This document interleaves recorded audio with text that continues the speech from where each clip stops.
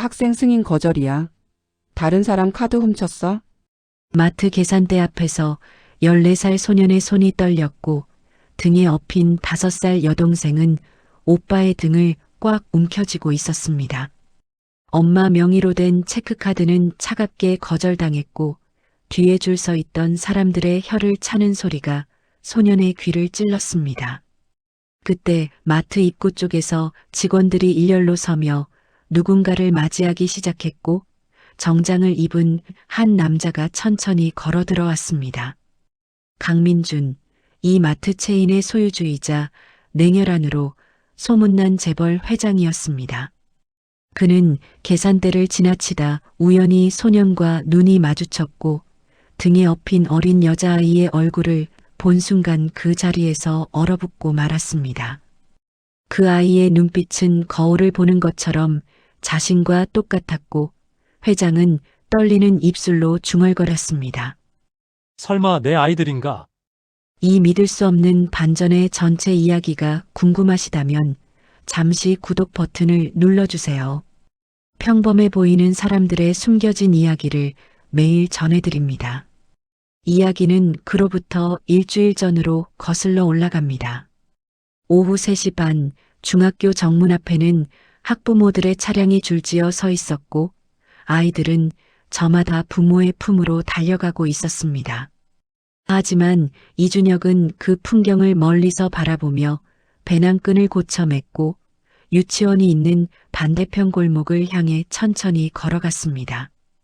가을 햇살이 아스팔트를 데우고 있었지만 준혁의 마음은 어딘가 서늘했고 주머니 속에서 1,000원짜리 지폐 2장을 만지작거리며 오늘 저녁 메뉴를 고민하고 있었습니다. 라면에 계란 하나를 풀어 넣으면 지우가 좋아할 것 같았지만 냉장고에 남은 계란이 겨우 3개뿐이라는 사실이 그를 무겁게 짓눌렀습니다. 유치원 앞에 도착하자 담임 선생님이 지우의 손을 잡고 나오고 있었고 선생님은 준혁을 보자마자 안쓰러운 표정을 지으며 말했습니다. 준혁아, 오늘도 지우 데리러 왔구나. 혹시 보호자분은 언제쯤? 준혁은 선생님의 말을 자르듯 고개를 숙이며 대답했습니다. 죄송해요, 선생님. 제가 잘 돌볼게요. 그 순간 지우가 오빠를 발견하고는 선생님의 손을 뿌리치며 달려왔고 작은 몸으로 준혁의 다리를 껴안으며 환하게 웃었습니다. 오빠.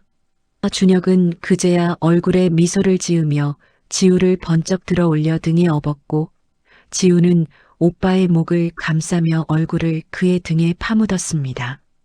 오빠 등이 제일 좋아. 엄마 냄새나. 지우의 말에 준혁의 발걸음이 잠시 흔들렸지만 그는 애써 밝은 목소리를 내며 대답했습니다. 그래. 오빠가 매일 씻어서 그런가 보다. 하지만 속으로는 가슴이 무너져 내리는 것 같았고 엄마가 떠난 지 벌써 석 달이 지났지만 지우는 아직도 엄마를 찾고 있었습니다. 집까지 가는 길은 15분 정도였지만 지우를 업고 가는 준혁의 어깨는 점점 무거워졌고 지나가는 사람들의 시선이 따가웠습니다. 저 나이에 동생을 업고 다니네. 부모는 뭐 하는 거야? 누군가의 수군거림이 들렸지만 준혁은 모르는 척 걸음을 재촉했고 지우는 오빠 등에서 유치원에서 있었던 일을 신나게 떠들어댔습니다. 오빠, 오늘 친구들이 소풍 간대. 나는 왜 못 가? 준혁은 목이 메었지만 억지로 웃음을 지으며 대답했습니다. 다음에 가자. 오빠가 더 재밌는 데 데려갈게. 지우는 금방 만족한 듯 고개를 끄덕였고 다시 노래를 흥얼거리기 시작했습니다. 엄마 마중 나가자, 마중 나가자. 그 노래는 엄마가 살아계실 때 자주 불러주던 동요였고 준혁은 눈시울이 뜨거워지는 것을 느끼며 고개를 들어 하늘을 바라봤습니다. 가을 하늘은 너무나 맑고 푸르렀지만 그 아래 걷고 있는 소년의 마음은 잿빛이었습니다. 반지하 원룸 앞에 도착하자 준혁은 지우를 내려놓고 문을 열었고 습기 찬 공기가 두 남매를 맞이했습니다. 좁은 방 한쪽 구석에는 엄마의 사진이 놓여 있었고 지우는 집에 들어서자마자 그 사진 앞으로 달려가 손을 모았습니다. 엄마, 지우 왔어요. 오빠도 같이 왔어요. 준혁은 배낭을 내려놓으며 냉장고를 열었고 예상대로 김치 한 통과 계란 3개만이 덩그러니 놓여 있었습니다. 쌀통을 열어보니 바닥이 훤히 보일 정도로 쌀이 얼마 남지 않았고 준혁은 한숨을 쉬며 엄마의 낡은 지갑을 꺼냈습니다. 그 안에는 엄마 명의의 체크카드가 한 장 들어 있었고 준혁은 핸드폰으로 은행 앱에 접속해 잔액을 확인했습니다. 12만 원. 이 돈으로 한 달을 버텨야 한다는 생각에 머리가 지끈거렸고 준혁은 계산기를 두드리며 지출 계획을 세웠습니다. 쌀 10kg을 사면 4만 원 정도 들 것이고 남은 8만 원으로 계란과 라면, 김치를 사면 한 달은 버틸 수 있을 것 같았습니다. 물론 지우가 먹고 싶어하는 고기나 과일은 엄두도 낼 수 없었지만 굶지만 않으면 된다고 스스로를 다독였습니다. 오빠, 나 배고파. 지우가 엄마 사진 앞에서 일어나며 말했고 준혁은 얼른 미소를 지으며 대답했습니다. 조금만 기다려. 오빠가 마트 다녀와서 맛있는 거 해줄게. 지우는 고개를 끄덕이며 물었습니다. 나도 같이 가면 안 돼? 준혁은 잠시 망설였지만 지우의 눈빛을 보자 거절할 수 없었고 지우는 엄마가 떠난 뒤로 오빠와 잠시라도 떨어지는 것을 극도로 무서워했습니다. 그래, 같이 가자. 근데 오빠 말 잘 들어야 해. 지우는 환하게 웃으며 오빠의 손을 잡았고 준혁은 지우를 다시 등에 업으며 마트로 향했습니다. 길을 걸으며 준혁은 엄마 카드를 주머니에서 꺼내 만져봤고 플라스틱 표면이 손가락 끝에서 차갑게 느껴졌습니다. 이 카드 명의자는 더 이상 이 세상에 없지만 은행에서는 아직 카드를 정지시키지 않았고 준혁은 그 사실에 안도하면서도 어딘가 죄책감을 느꼈습니다. 엄마가 살아계셨다면 이런 식으로 카드를 쓰지 않았을 텐데 지금은 이것만이 두 남매가 살아갈 유일한 수단이었습니다. 오빠, 오늘 마트 가면 사탕 사줘. 지우의 목소리가 들렸지만 준혁은 대답하지 못했고 사탕 하나 사줄 여유조차 없다는 현실이 그를 짓눌렀습니다. 마트에 도착하자 자동문이 열리며 시원한 에어컨 바람이 두 남매를 맞이했고 지우는 신기한 듯 주위를 둘러보며 작은 손으로 오빠의 목을 더 꽉 감았습니다. 오빠, 사람 많아. 준혁은 지우를 안심시키듯 등을 토닥이며 쌀 코너로 향했고 진열대 앞에서 가격표들을 하나하나 확인하기 시작했습니다. 5kg이 2만 원, 10kg이 3만 8천 원이었고 준혁은 계산을 다시 해보며 고민에 빠졌습니다. 10kg을 사는 게 이득이지만 무게 때문에 들고 가기 힘들 것 같았고 결국 5kg 두 포대를 선택했습니다. 카트를 끌고 오며 지우가 물었습니다. 오빠, 나 카트 타도 돼? 준혁은 주위를 둘러보다가 고개를 끄덕였고 지우는 신이 나서 카트 안으로 폴짝 뛰어들었습니다. 다른 아이들처럼 부모와 함께 장을 보며 즐거워하는 지우의 모습을 보니 준혁의 가슴이 먹먹해졌지만 그는 애써 웃으며 쌀 두 포대를 카트에 실었습니다. 계란 코너를 지나가며 준혁은 잠시 멈춰섰고 계란 한 판을 집어들었다가 다시 내려놓기를 반복했습니다. 예산이 빠듯했지만 지우를 위해서라도 단백질은 필요했고 결국 가장 저렴한 계란 한 판을 카트에 추가했습니다. 계산대로 향하는 준혁의 발걸음은 점점 느려졌고 손바닥에는 식은 땀이 맺히기 시작했습니다. 혹시 카드가 막힌 건 아닐까? 혹시 오늘따라 시스템에 문제가 생긴 건 아닐까? 온갖 불안한 생각들이 머릿속을 맴돌았습니다. 계산대 앞줄은 길었고 앞사람들이 하나둘씩 계산을 마치고 나가는 동안 준혁의 심장은 점점 더 빠르게 뛰었습니다. 지우는 카트 안에서 노래를 부르며 즐거워하고 있었지만 준혁의 얼굴은 점점 창백해졌고 마침내 그의 차례가 되었을 때 계산원이 무심한 표정으로 바코드를 찍기 시작했습니다. 41,000원입니다. 계산원의 목소리가 들렸고 준혁은 떨리는 손으로 주머니에서 엄마의 카드를 꺼냈습니다. 카드를 리더기에 꽂는 순간 시간이 멈춘 것처럼 느껴졌고 기계음이 울려 퍼지기를 기다리는 몇 초가 연겁처럼 길게 느껴졌습니다. 그리고 마침내 들려온 소리는 준혁이 가장 두려워하던 그 말이었습니다. 승인 거절되었습니다. 차갑고 기계적인 음성이 마트 안에 울려 퍼졌고 준혁의 얼굴에서 핏기가 싹 가셨습니다.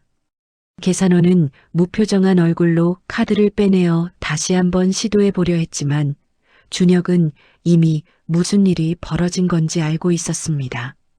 엄마가 돌아가신 후 명의자 확인이 들어갔고 은행에서 카드를 정지시킨 것이었습니다. 준혁의 손은 덜덜 떨렸고 뒤에 줄 서 있던 사람들이 불평을 쏟아내기 시작했습니다. 에이 뭐야? 확인도 안 하고 왔나? 요즘 애들은 정말 카드도 제대로 못 챙기고. 그 말들이 준혁의 귀를 찔렀지만 그는 아무 대꾸도 할 수 없었고 그저 고개를 떨구고 서 있을 뿐이었습니다. 계산원은 약간 미안한 표정을 지으며 조용히 물었습니다. 혹시 현금 있으세요? 준혁은 황급히 주머니를 뒤졌고 1,000원짜리 2장이 손에 잡혔습니다. 2,000원으로 41,000원을 낼 수는 없었고 준혁은 입술을 깨물며 대답했습니다.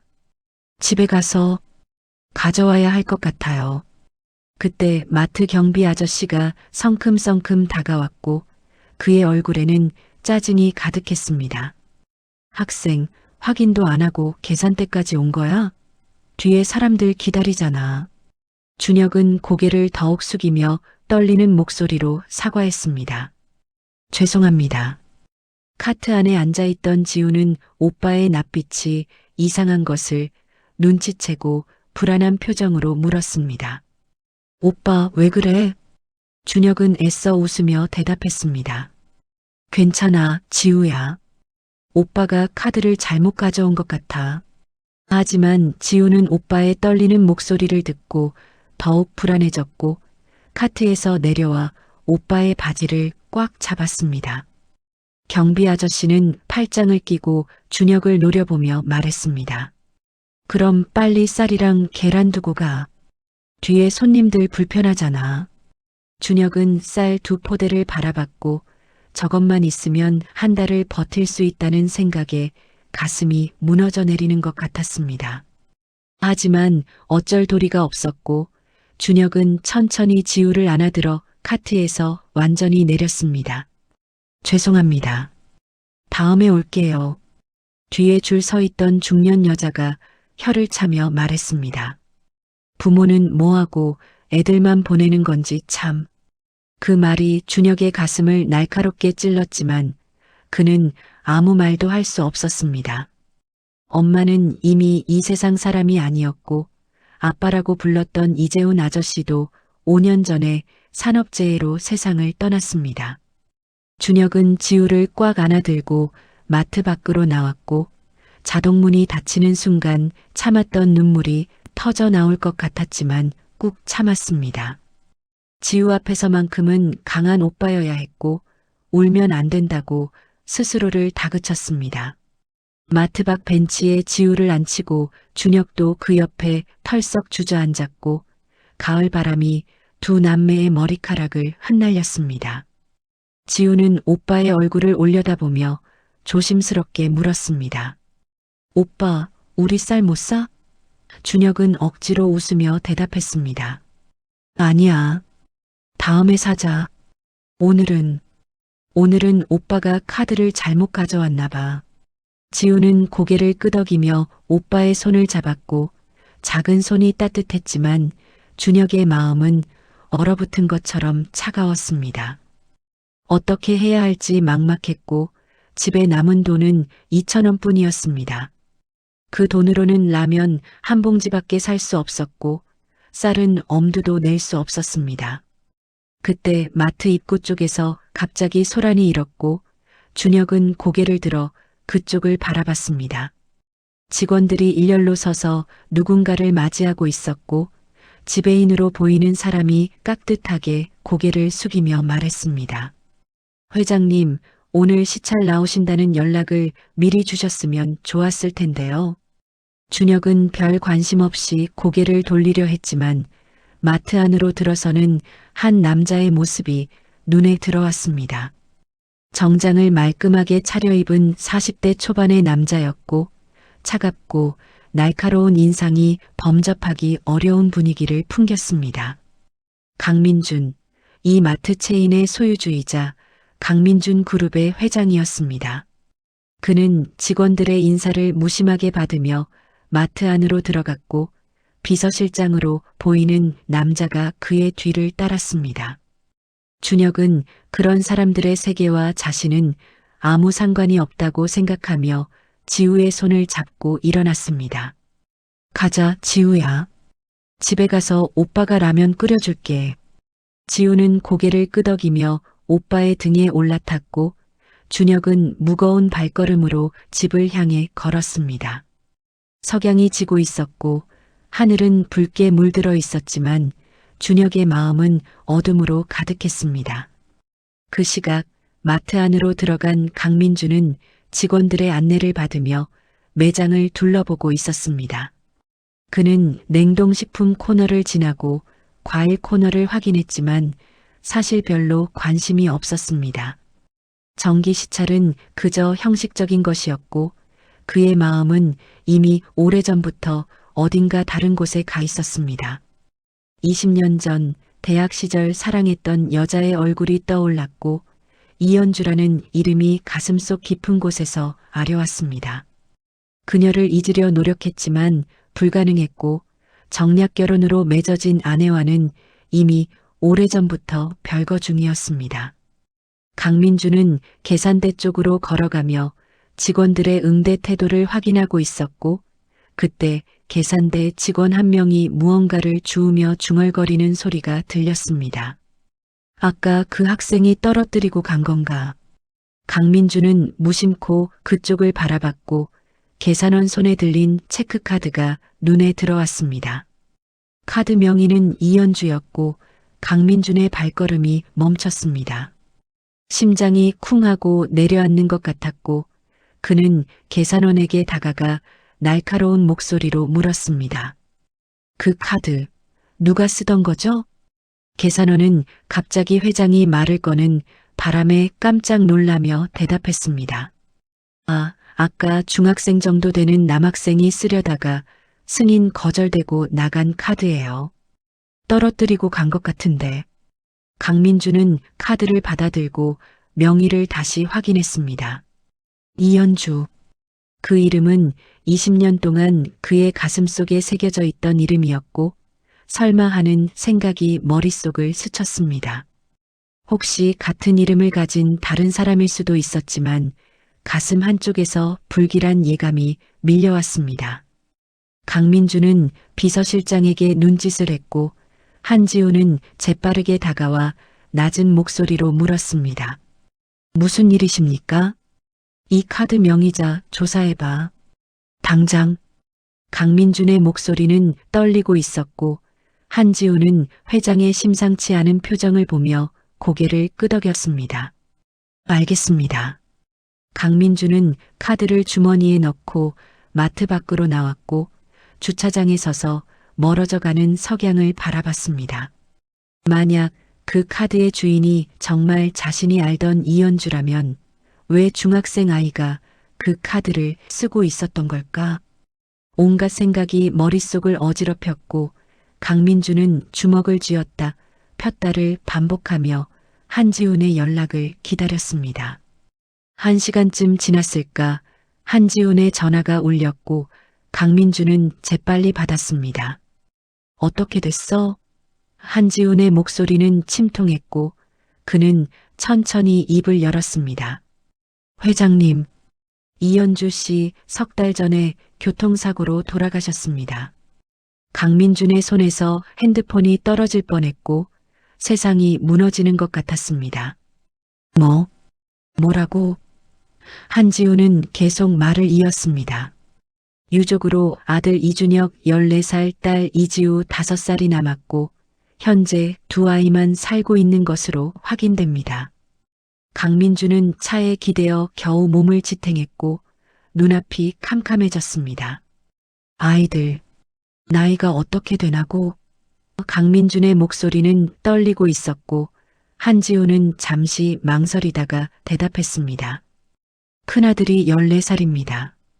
회장님, 한지훈의 말이 멈췄고 강민주는 이미 무슨 말을 하려는지 알고 있었습니다. 14살이면 15년 전에 태어났다는 뜻이었고 그 시기는 자신이 현주와 헤어진 직후였습니다. 강민주는 무릎이 꺾이며 차 옆에 주저앉았고 두 손으로 얼굴을 감싸며 신음했습니다. 설마 내 아이였던 건가? 밤하늘에는 별이 총총히 떠올랐지만 강민준의 세계는 완전히 무너져 내리고 있었습니다. 20년 동안 사랑했던 여자가 세상을 떠났고 그녀가 남긴 아이들은 혼자 힘겹게 살아가고 있었습니다. 그리고 그 아이들이 혹시 자신의 핏줄이라면 그는 지난 15년 동안 자식들을 버려둔 채 살아온 최악의 아버지였던 것입니다. 강민주는 하늘을 올려다보며 중얼거렸습니다. 현주야, 미안해. 정말 미안해. 다음 날 새벽 강민주는 잠을 이룰 수 없었습니다. 침대에 누워 천장을 바라보며 20년 전의 기억들이 파노라마처럼 스쳐 지나갔고 현주의 미소, 현주의 목소리, 현주와 함께 걸었던 캠퍼스의 벚꽃길이 생생하게 떠올랐습니다. 그녀는 가난했지만 늘 밝게 웃었고 자신을 바라보는 그 눈빛은 세상 어떤 것보다 순수하고 따뜻했습니다. 하지만 강민주는 그 사랑을 지키지 못했고 아버지의 압박과 가문의 무게 앞에서 무릎을 꿇었습니다. 정략 결혼이라는 감옥 같은 삶을 선택했고 그 결과 진정으로 사랑했던 여자를 잃었습니다. 새벽 5시 강민주는 더 이상 침대에 누워 있을 수 없어서 일어났고 창밖으로 어둠이 서서히 걷히고 있는 하늘을 바라봤습니다. 만약 그 아이들이 정말 자신의 자식이라면 현주는 왜 말하지 않았을까? 임신 사실을 알았다면 자신은 모든 것을 버리고라도 그녀 곁으로 달려갔을 텐데 현주는 혼자 아이를 낳고 혼자 키우며 살았던 것입니다. 강민주는 주먹으로 창문을 쳤고 유리창이 덜컹거리는 소리가 고요한 새벽을 깼습니다. 왜 말 안 했어, 현주야? 왜? 6시가 되자 강민주는 한지훈에게 전화를 걸었고 비서실장은 새벽부터 걸려온 전화에도 침착하게 받았습니다. 회장님, 무슨 일이십니까? 강민준의 목소리는 갈라져 있었고 밤새 울었던 흔적이 역력했습니다. 지훈아, 그 아이들 주소 알아냈지?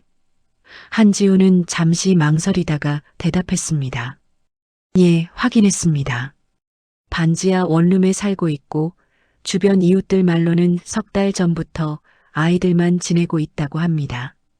강민주는 이를 악물었고 자신의 핏줄일지도 모르는 아이들이 그런 환경에서 혼자 버티고 있다는 사실에 가슴이 찢어지는 것 같았습니다. DNA 검사 준비해. 그리고 차 준비하고 대기해. 강민주는 말을 마치자마자 전화를 끊었고 서둘러 옷을 갈아입고 집을 나섰습니다. 운전기사가 준비된 차에 올라타자 한지훈이 이미 뒷좌석에서 기다리고 있었고 그는 태블릿을 강민준에게 건넸습니다. 회장님, 이연주 씨에 대한 추가 조사 자료입니다. 강민준은 태블릿을 받아 화면을 넘겼고 거기에는 현주의 지난 20년이 담겨 있었습니다. 대학 졸업 후 작은 회사에 취직했고 임신 사실을 알고 나서는 퇴사했으며 이재훈이라는 남자와 함께 살았지만 법적 혼인은 하지 않았다는 기록이 있었습니다. 이재훈은 5년 전 산업재해로 사망했고 그 이후로 현주는 혼자 두 아이를 키우며 여러 아르바이트를 전전했습니다. 편의점 야간 근무, 식당 설거지, 전단지 돌리기 등 온갖 일을 하며 생계를 이어갔고 석 달 전 새벽 배달 일을 마치고 돌아오다 졸음운전 차량에 치여 그 자리에서 사망했습니다. 강민주는 자료를 읽으며 눈물을 흘렸고 현주가 얼마나 힘들게 살았을지 상상만으로도 숨이 막혔습니다. 내가 지켜줬어야 했는데. 한지우는 회장의 모습을 지켜보며 조용히 입을 열었습니다. 회장님, 하지만 아직 확실한 건 아닙니다. DNA 검사를 해봐야. 강민주는 고개를 저으며 말했습니다. 필요 없어. 어제 그 아이 눈을 봤어. 내 눈이었어. 거울을 보는 것 같았다고. 한지우는 더 이상 말을 잇지 못했고 차는 조용히 남매가 사는 동네로 향했습니다. 아침 7시 차는 낡은 주택가 골목 입구에 멈췄고 강민주는 차에서 내려 천천히 걸었습니다. 좁은 골목길 양쪽으로 낡은 건물들이 늘어서 있었고 그중 하나의 반지하에 남매가 살고 있었습니다. 강민주는 그 집 앞에 서서 문을 바라봤지만 노크할 용기가 나지 않았고 그저 멀뚱히 서서 안을 들여다볼 수 없는 작은 창문을 바라볼 뿐이었습니다. 뭐라고 말하지? 안녕, 나 내 아빠야? 강민주는 자조적으로 웃었고 20년 동안 부재했던 아버지가 갑자기 나타나 그런 말을 한다면 아이들이 얼마나 놀라고 혼란스러울지 뻔했습니다. 한지훈이 뒤에서 조심스럽게 말했습니다. 회장님, 일단 돌아가셔서 계획을 세우시는 게. 강민주는 고개를 끄덕였고 차로 돌아가려던 순간 반지하 문이 열리며 준혁이 나왔습니다. 학교 가는 시간이었고 준혁은 배낭을 메고 지우를 등에 업으려고 허리를 숙이고 있었습니다. 강민주는 숨을 죽이고 그 모습을 지켜봤고 지우가 오빠 등에 올라타며 환하게 웃는 모습에 가슴이 미어졌습니다. 오빠, 오늘은 급식 맛있대. 지우의 목소리가 골목에 울려 퍼졌고 준혁은 작게 웃으며 대답했습니다. 그래, 많이 먹어야 해. 지우는 고개를 끄덕이며 오빠 목을 감았고 준혁은 천천히 걸어 나왔습니다. 강민준과 눈이 마주칠 뻔한 순간 강민주는 재빨리 골목 모퉁이로 몸을 숨겼고 준혁은 아무것도 모른 채 반대편으로 걸어갔습니다. 강민주는 모퉁이에서 남매의 뒷모습을 바라봤고 작은 어깨로 동생을 업고 가는 준혁의 모습이 너무나 애처로워 보였습니다. 14살 소년이 감당하기에는 너무나 무거운 짐이었고 강민주는 주먹을 쥐며 다짐했습니다. 기다려라. 아빠가 꼭 지켜줄게. 그날부터 강민주는 매일 아침 그 골목에서 남매를 지켜봤습니다. 준혁이 지우를 데리고 유치원에 데려다주고 학교에 가고 다시 지우를 데리러 가는 모습을 멀리서 지켜봤습니다. 며칠째 관찰을 이어가던 중 강민주는 남매의 일상이 얼마나 고단한지 깨닫게 되었고 준혁은 매일 같은 옷을 입고 다녔으며 지우의 신발은 너무 작아서 발뒤꿈치가 눌려 있었습니다. 점심시간에는 준혁이 학교 급식을 먹지 않고 운동장 구석에 앉아 있는 모습도 목격했고 아마도 급식비가 없어서 굶고 있는 것 같았습니다. 사흘째 되던 날 강민주는 더 이상 참을 수 없어서 마트로 향했습니다. 남매가 자주 가는 그 마트에서 기다리면 자연스럽게 마주칠 수 있을 것 같았고 이번에는 도와줄 명분을 만들고 싶었습니다.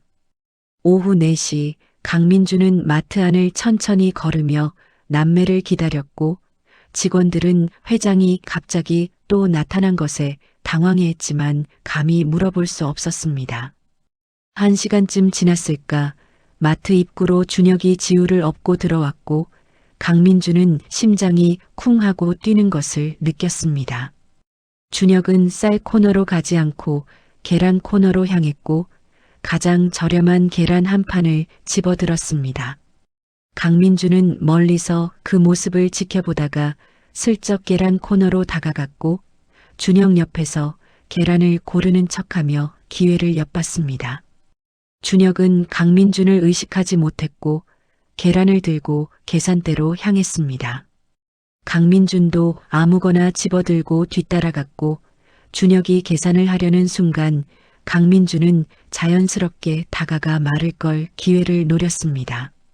하지만 준혁은 주머니에서 현금을 꺼냈고 1,000원짜리와 500원짜리 동전을 세며 계산을 마쳤습니다.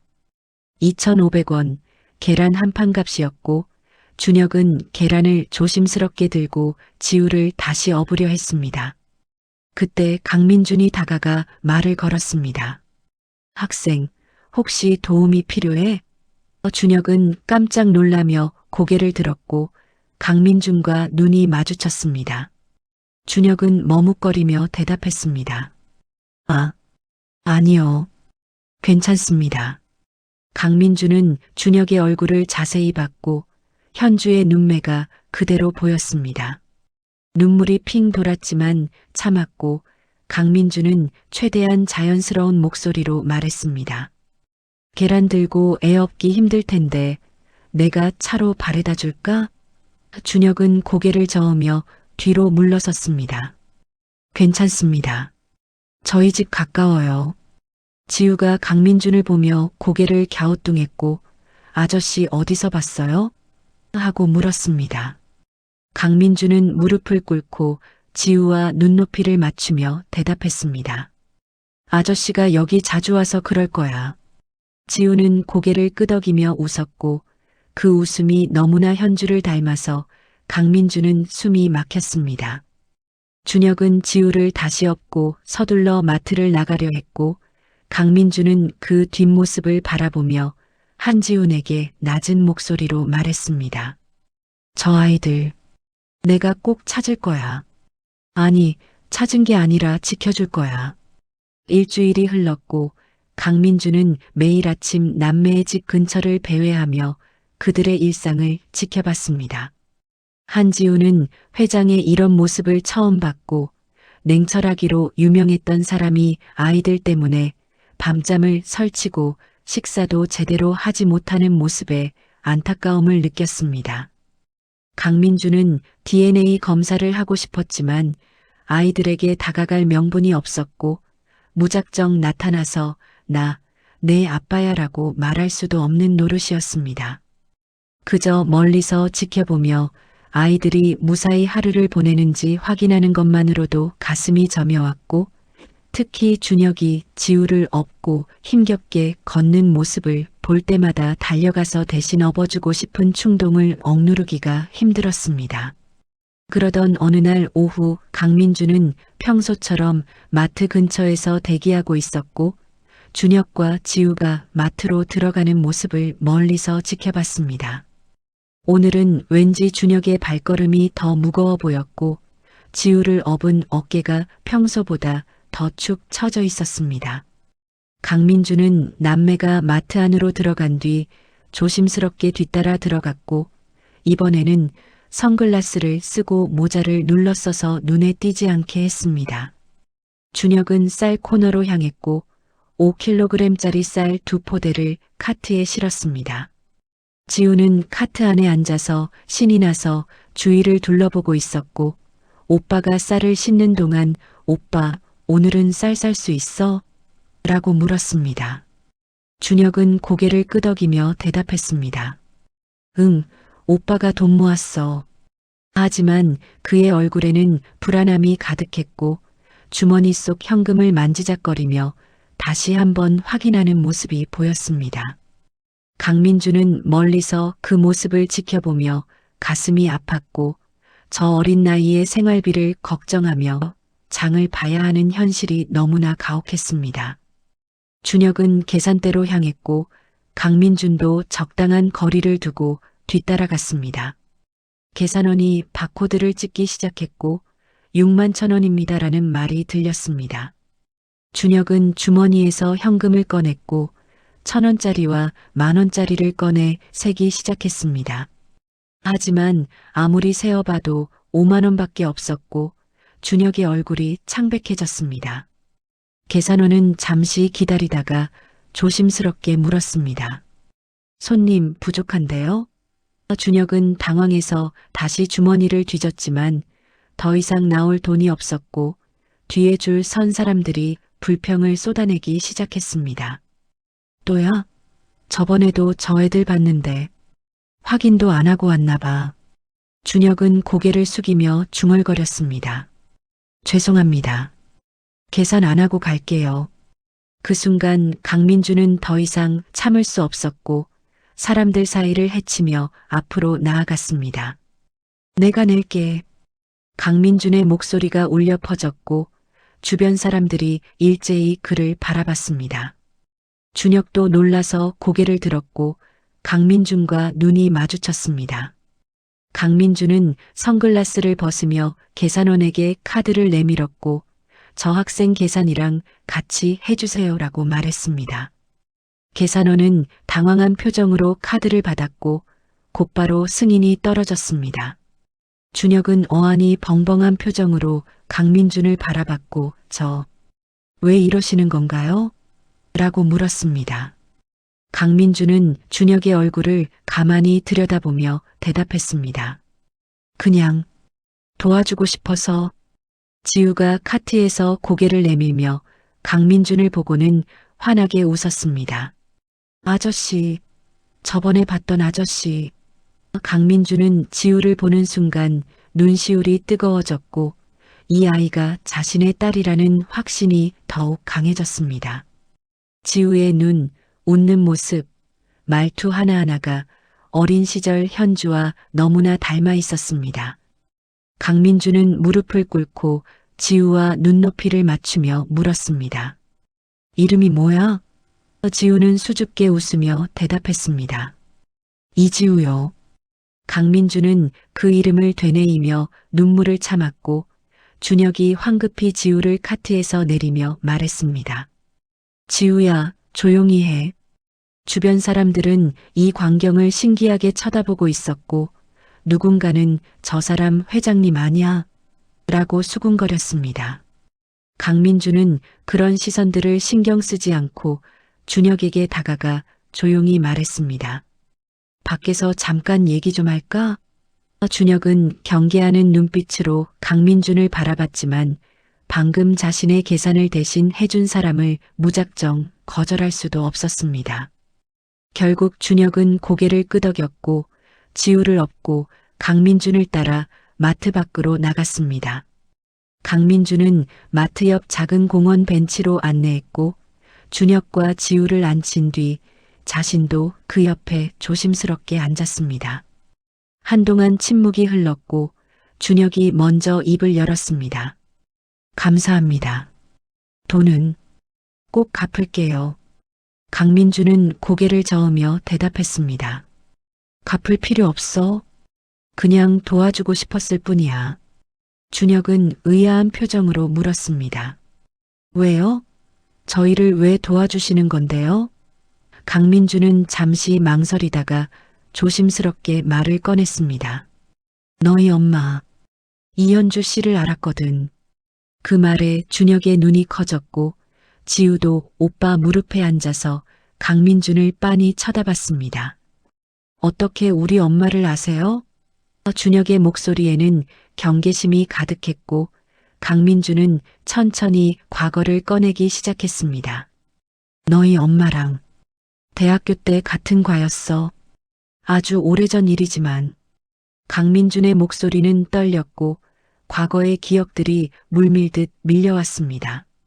20년 전 캠퍼스 도서관에서 처음 현주를 만났던 그날이 생생했고 그녀가 책을 빌리려다 떨어뜨렸을 때 자신이 주어줬던 기억이 떠올랐습니다. 그때 현주는 감사합니다라고 수줍게 웃었고 그 미소에 강민준은 단번에 마음을 빼앗겼습니다.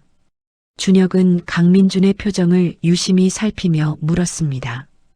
그냥 같은 과였던 건가요? 강민준은 잠시 망설였지만 솔직하게 대답했습니다. 아니, 사귀었어. 잠깐이지만. 준혁의 표정이 굳었고 지우는 무슨 뜻인지 잘 몰라서 오빠를 올려다봤습니다. 강민준은 계속 말을 이었습니다. 하지만 헤어졌어. 내가 바보 같은 선택을 했지. 강민준의 눈에서 눈물이 흘러내렸고 준혁은 처음 보는 어른의 눈물에 당황했습니다. 왜 헤어지신 건데요? 준혁의 질문에 강민준은 한숨을 쉬며 대답했습니다. 신분 차이 때문이었어. 너희 엄마는 가난했고 난 재벌가 아들이었지. 우리 아버지가 반대했고 난 겁쟁이처럼 아버지 말을 따랐어. 강민준의 목소리는 자책감으로 가득했고 주먹을 불끈 쥐며 말을 이었습니다. 평생 후회하며 살았어. 너희 엄마를 잊을 수가 없었거든. 준혁은 강민준의 이야기를 들으며 복잡한 감정에 휩싸였고 엄마가 살아계실 때 이런 이야기를 들은 적이 없었습니다. 엄마는 늘 이재훈 아저씨를 아빠라고 부르라고 했고 자신의 과거에 대해서는 거의 말하지 않았습니다. 강민준은 눈물을 닦으며 준혁에게 다가갔고 조심스럽게 손을 뻗어 준혁의 어깨에 올렸습니다. 준혁아, 내가 너희를 도와주고 싶어. 너희 엄마가 못다 해준 것들을 내가 대신 해주고 싶어. 준혁은 강민준의 손을 뿌리치지는 않았지만 여전히 경계하는 눈빛이었고, 왜요? 그냥 옛날 친구였는데 왜 그렇게까지 하시려는 거예요? 라고 물었습니다. 강민준은 진실을 말하고 싶었지만 아직은 때가 아니라고 판단했고 일단은 친구로서 도와주고 싶다는 명분으로 접근하기로 했습니다. 너희 엄마는 내 인생에서 가장 소중했던 사람이야. 비록 짧았지만 진심으로 사랑했어.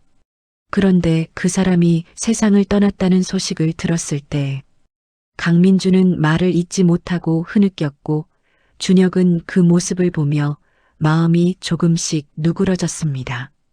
어른이 이렇게까지 우는 모습을 본 적이 없었고 저 눈물이 거짓은 아닐 것 같았습니다. 지우가 강민준의 손을 잡으며 말했습니다. 아저씨, 울지 마세요. 엄마가 하늘에서 슬퍼해요.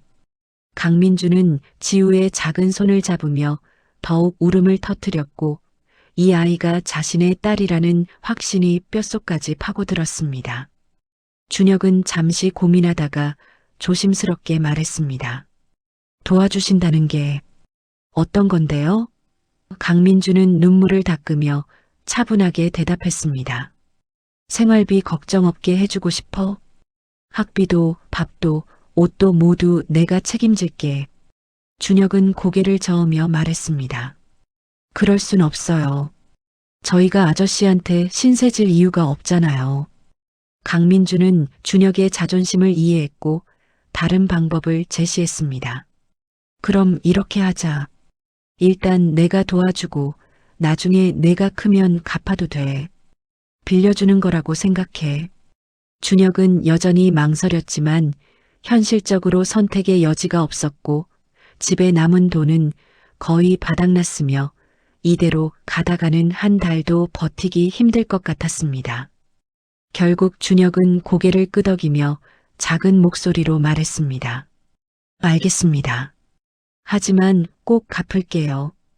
강민준은 안도의 한숨을 쉬며 준혁의 머리를 쓰다듬었고 그 순간 아버지로서의 본능이 깨어나는 것을 느꼈습니다. 고마워, 준혁아. 너희를 꼭 잘 돌봐줄게. 강민준은 주머니에서 명함을 꺼내 준혁에게 건네며 말했습니다. 힘든 일 있으면 언제든 연락해. 내가 달려갈게. 준혁은 명함을 받아들고 강민준 회장이라는 글자를 받고 이 사람이 얼마나 큰 사람인지 새삼 깨달았습니다. 해가 지고 있었고 강민주는 남매를 차에 태워 집까지 데려다 줬습니다. 차 안에서 지우는 신이 나서 이것저것 만져보며 즐거워했고, 준혁은 조용히 창밖을 바라보며 복잡한 심경에 잠겨 있었습니다. 집 앞에 도착하자 강민주는 트렁크에서 쌀과 여러 식료품이 든 박스를 꺼내 주었고, 이것도 같이 받아. 나중에 갚으면 되니까라고 말했습니다. 준혁은 감사하다는 말을 여러 번 되풀이하며 지우와 함께 집으로 들어갔고, 강민주는 그 뒷모습을 지켜보며 마음속으로 다짐했습니다. 조금만 기다려. 곧 진실을 말할게. 그때까지 너희를 지켜줄게.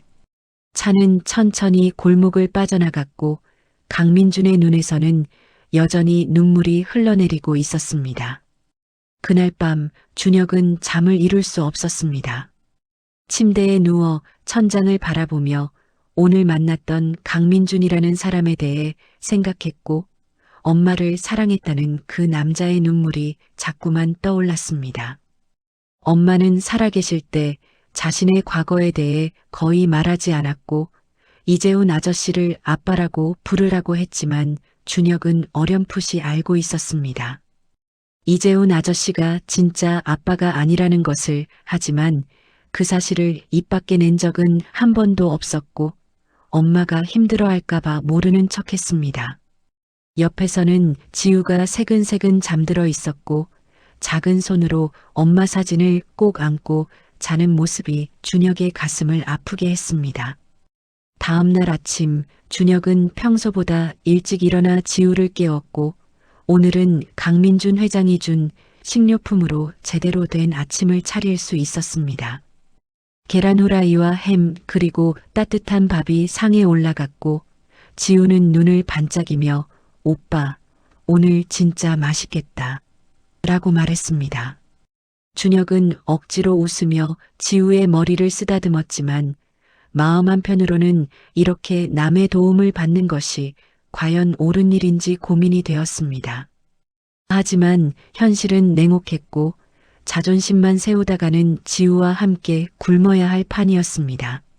식사를 마친 뒤 준혁은 지우를 업고 집을 나섰고, 유치원까지 가는 길에 지우가 물었습니다. 오빠 어제 그 아저씨 좋은 사람이지? 준혁은 잠시 망설이다가 대답했습니다. 응, 좋은 사람 같아. 지우는 고개를 끄덕이며 말했습니다. 나도 그래. 아저씨 눈이 슬퍼 보였어. 우리 엄마처럼. 그 말에 준혁의 발걸음이 멈췄고 5살밖에 안 된 지우가 어떻게 그런 것까지 느꼈는지 신기했습니다. 준혁은 지우를 꽉 안으며 걸음을 재촉했고, 유치원에 지우를 내려주며 오빠 학교 끝나면 바로 데리러 올게라고 말했습니다. 지우는 환하게 웃으며 응, 오빠 조심해 라고 손을 흔들었고, 준혁은 그 모습을 뒤로하고 학교로 향했습니다.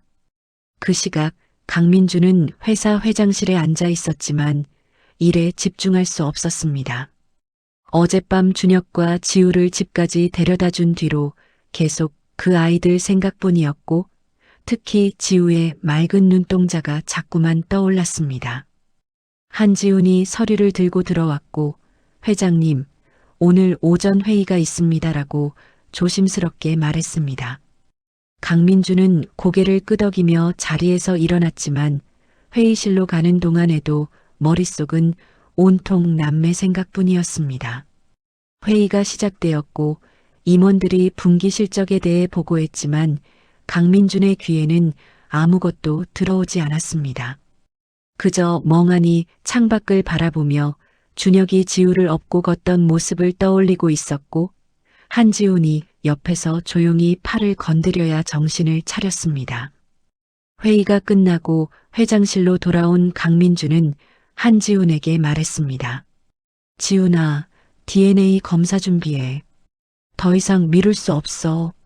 한지훈은 고개를 끄덕이며 대답했습니다. 알겠습니다. 하지만 아이들의 동의가 필요한데. 강민주는 잠시 고민하다가 말했습니다. 일단 내 샘플만 준비해도 기회가 되면 그때 아이들 것도 구할 수 있을 거야. 한지우는 회장의 결연한 표정을 보며 더 이상 반대하지 않았고 곧바로 병원에 연락을 취했습니다. 강민주는 창밖을 바라보며 중얼거렸습니다. 현주야, 내가 정말 저 아이들의 아버지라면 난 어떻게 해야 하지? 갑자기 나타나서 아빠라고 말하면 아이들이 받아줄까? 며칠이 지났고 강민주는 남매의 일상을 계속 지켜보며 조금씩 그들의 삶에 스며들기 시작했습니다.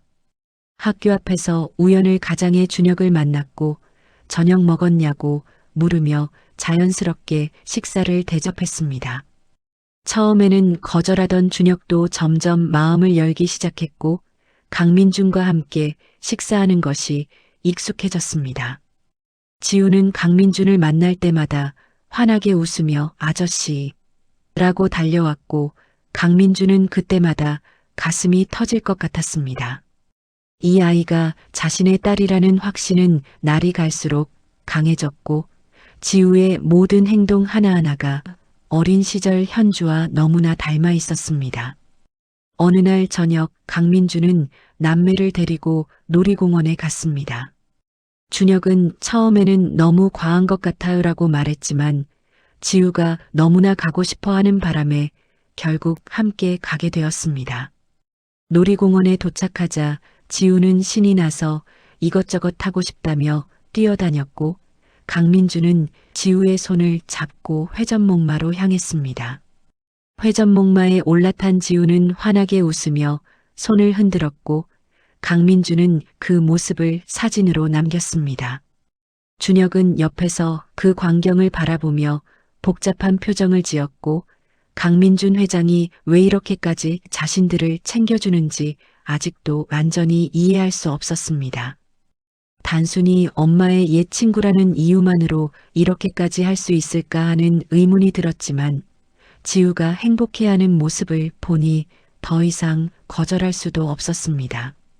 놀이기구를 몇 개 타고 난 뒤 강민주는 벤치에 앉아 쉬자고 했고 지우는 아이스크림을 사달라고 졸랐습니다. 강민주는 웃으며 그래, 뭐 먹고 싶어?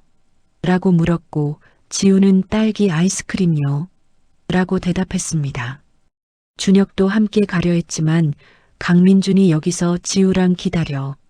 내가 사올게라고 말하며 혼자 매점으로 향했습니다. 강민준이 사라진 뒤 지우는 오빠에게 물었습니다. 오빠, 저 아저씨 우리 아빠였으면 좋겠다. 준혁은 깜짝 놀라며 무슨 소리야? 라고 물었고 지우는 순진한 얼굴로 대답했습니다. 저 아저씨가 우리를 진짜 좋아하는 것 같아. 엄마처럼. 준혁은 지우의 말에 가슴이 철렁했고 혹시 자신도 모르게 지우가 무언가를 느낀 건 아닐까 하는 생각이 들었습니다. 하지만 곧 고개를 저으며 지우야, 그런 말 함부로 하는 거 아니야 라고 타일렀습니다. 지우는 입을 삐죽거리며 알았어라고 대답했지만 여전히 강민준이 오는 방향을 기대에 찬 눈으로 바라보고 있었습니다. 강민준이 아이스크림을 들고 돌아왔고 지우는 환하게 웃으며 받아먹었습니다. 강민준은 준혁에게도 하나를 건네며 너도 먹어라고 말했고 준혁은 감사합니다라고 작게 대답했습니다. 세 사람은 벤치에 나란히 앉아 아이스크림을 먹었고 저녁 노을이 하늘을 붉게 물들이고 있었습니다. 강민주는 옆에 앉은 준혁을 바라보며 조심스럽게 물었습니다. 준혁아, 요즘 학교 생활은 어때? 준혁은 잠시 망설이다가 대답했습니다. 그냥 그렇습니다. 강민주는 준혁의 표정에서 무언가 힘든 일이 있다는 것을 느꼈고 더 캐묻지 않고 그저 어깨를 토닥여줬습니다. 힘든 일 있으면 언제든 말해.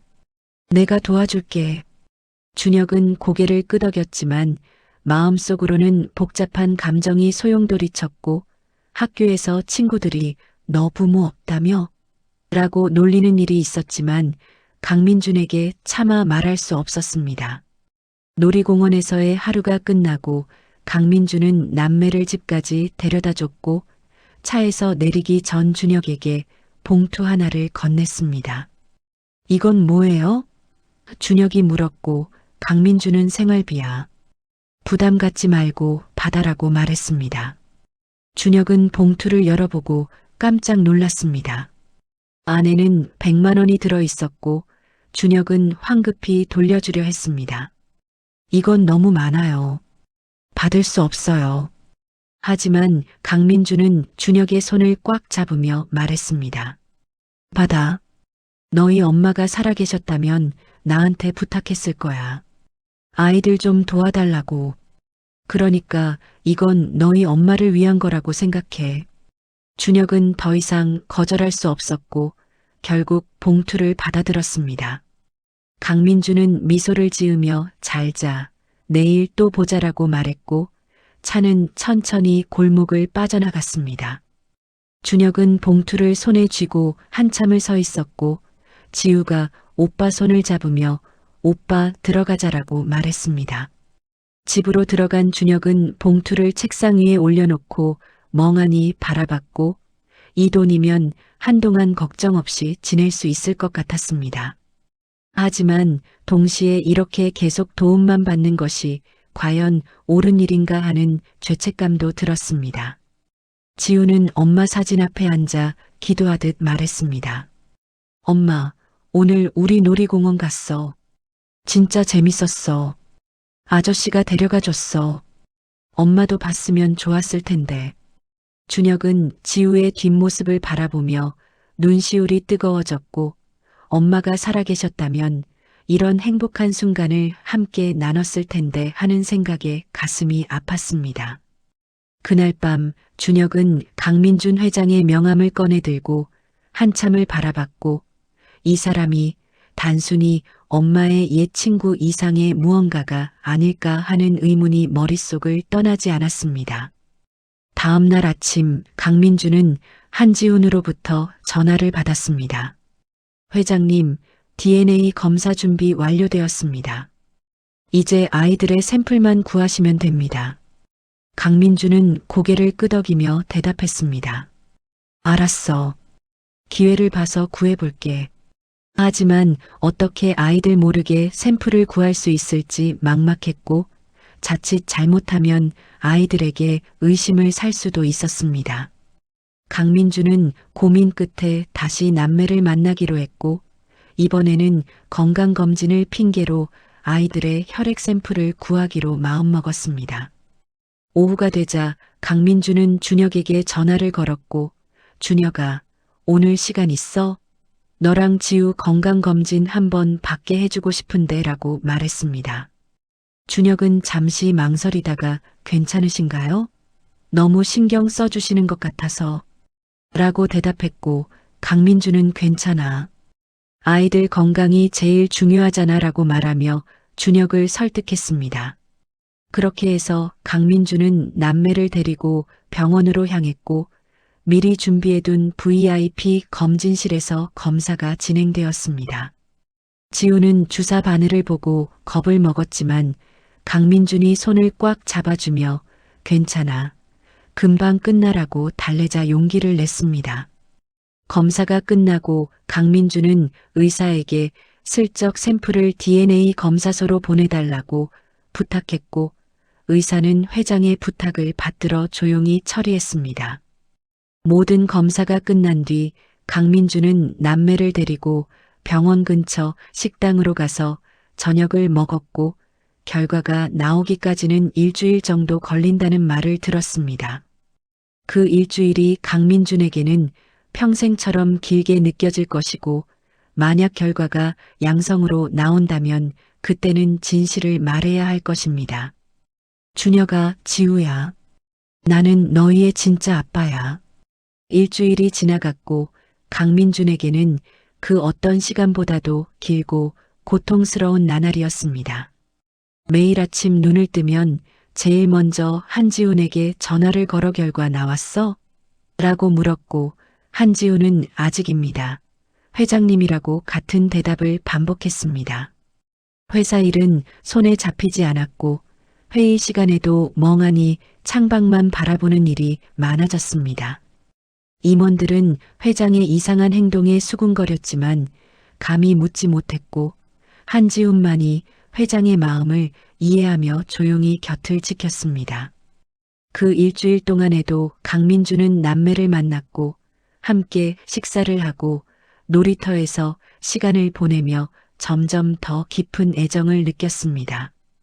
지우는 강민준을 만날 때마다 아저씨 하고 달려와 안겼고 강민준은 그때마다 눈물을 참아야 했습니다.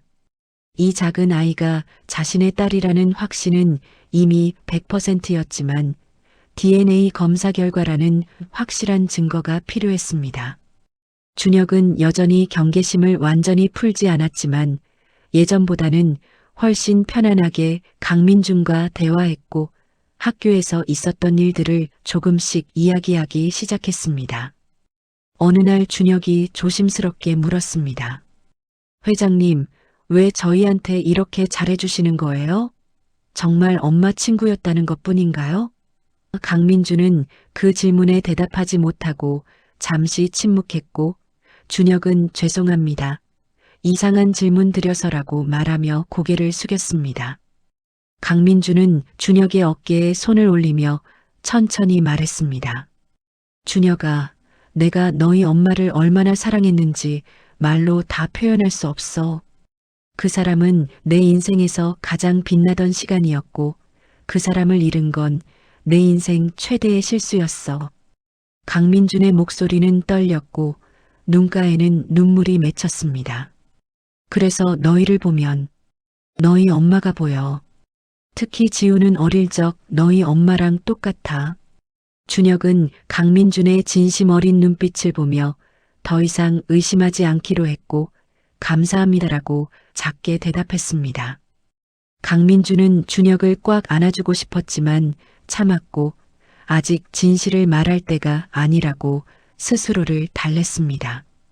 그렇게 일주일이 지난 어느 금요일 오후 강민준은 회장실에서 서류를 검토하고 있었고 한지훈이 급하게 문을 열고 들어왔습니다.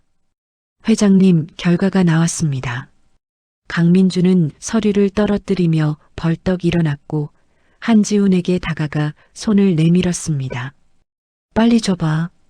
한지훈은 봉투를 건넸고 강민준은 떨리는 손으로 봉투를 뜯었습니다. 안에는 DNA 검사 결과지가 들어 있었고 강민준은 숨을 죽이며 결과를 확인했습니다. 부자 확률 99.99%. 그 글자를 본 순간 강민준의 무릎이 꺾였고 그 자리에 주저앉아 오열했습니다. 내 아이들이야. 정말 내 아이들이었어. 한지우는 회장의 모습을 지켜보며 눈시울을 붉혔고 조용히 물 한 잔을 가져다 주었습니다. 강민준은 한참을 울다가 겨우 정신을 차렸고 결과지를 꽉 쥐며 말했습니다. 지훈아, 이제 말해야겠어. 더 이상 숨길 수 없어. 한지우는 고개를 끄덕이며 대답했습니다. 하지만 회장님, 신중하게 접근하셔야 합니다. 아이들이 받아들일 준비가 되어 있는지. 강민주는 한지훈의 말을 가로막으며 말했습니다. 알아. 하지만 더 이상 기다릴 수 없어. 내 아이들이 힘들게 사는데 아버지인 내가 모른 척할 순 없잖아. 한지훈은 더 이상 말리지 않았고 회장의 결심이 확고하다는 것을 알았습니다. 그날 저녁 강민주는 준혁에게 전화를 걸었고 오늘 저녁 시간 있어? 할 얘기가 있어라고 말했습니다. 준혁은 평소보다 심각한 강민준의 목소리에 긴장하며 네, 괜찮습니다라고 대답했습니다. 강민준은 그럼 7시에 너희 집 앞으로 갈게. 지우도 데리고 나와라고 말하고 전화를 끊었습니다. 준혁은 핸드폰을 내려놓으며 불안한 예감이 들었고 혹시 강민준 회장이 더 이상 도와줄 수 없다고 말하려는 건 아닐까 걱정했습니다. 하지만 어쨌든 그동안 많은 도움을 받았으니 감사하다고 말해야겠다고 마음먹었습니다. 지우는 오빠가 긴장한 표정을 짓자 오빠, 왜 그래? 라고 물었고 준혁은 아니야, 괜찮아라고 대답하며 지우의 머리를 쓰다듬었습니다. 7시가 되자 강민준의 차가 골목 입구에 멈췄고 준혁은 지우를 업고 밖으로 나왔습니다. 강민준은 차에서 내려 남매를 맞이했고 평소와 달리 정장 대신 캐주얼한 옷을 입고 있었습니다. 조용한 곳으로 가자. 강민준의 목소리는 떨리고 있었고 준혁은 그 모습을 보며 더욱 긴장했습니다. 차는 한적한 공원으로 향했고 해질녘의 노을이 하늘을 붉게 물들이고 있었습니다. 공원 벤치에 앉아 강민준은 한참을 침묵했고 준혁과 지우는 불안한 표정으로 그를 바라봤습니다. 지우가 먼저 입을 열었습니다. 아저씨, 왜 안 웃어요? 아파요? 강민준은 지우를 보며 억지로 미소를 지었지만 곧 그 미소는 사라졌고 준혁에게 눈을 돌렸습니다. 준혁아, 지우야. 너희한테 할 말이 있어. 아주 중요한 얘기야. 준혁은 침을 꿀꺽 삼키며 대답했습니다. 말씀하세요. 강민준은 주머니에서 봉투를 꺼냈고 그 안에는 DNA 검사 결과지가 들어 있었습니다. 이게 뭔지 아니? 준혁은 고개를 저었고 강민준은 천천히 말을 이었습니다. 이건 DNA 검사 결과야. 준혁의 얼굴이 굳었고 무슨 말씀이세요? 라고 물었습니다. 강민준은 눈물을 흘리며 대답했습니다. 준혁아, 지우야. 나는 너희의 진짜 아버지야. 그 말에 준혁은 멍하니 강민준을 바라봤고 무슨 말인지 이해할 수 없었습니다. 네, 무슨 소리세요? 강민준은 결과지를 준혁에게 건네며 설명했습니다. 20년 전 내가 너희 엄마랑 사귈 때 우린 함께한 적이 있었어. 그리고 헤어진 뒤 너희 엄마가 임신한 사실을 난 몰랐어. 너희 엄마는 나한테 말하지 않았고 혼자 너희를 낳아서 키웠어. 준혁은 결과지를 받아들고 떨리는 손으로 내용을 확인했고 부자 확률 99.99%라는 글자가 눈에 들어왔습니다. 준혁의 머릿속이 하얘졌고 이 모든 상황이 현실인지 꿈인지 구분할 수 없었습니다.